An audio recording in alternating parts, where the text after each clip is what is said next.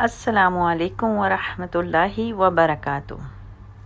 مخرج نمبر 8 دود۔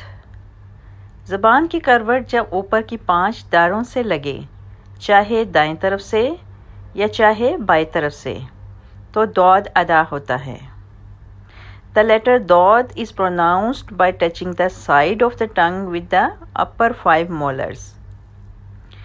دود تمام حروف میں کچھ مشکل ترین حروف ہے۔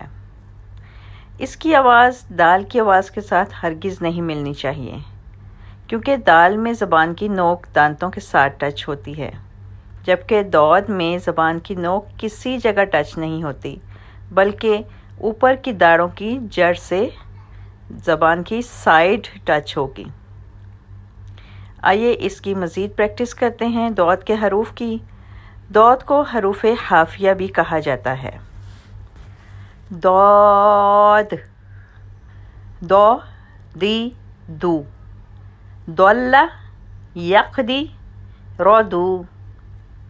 اب ہم دیکھیں گے یہاں پہ ہمیں دال کی آواز نہ نکل سکے، دلہ نہیں کہنا، دولہ، یقدی، رودو۔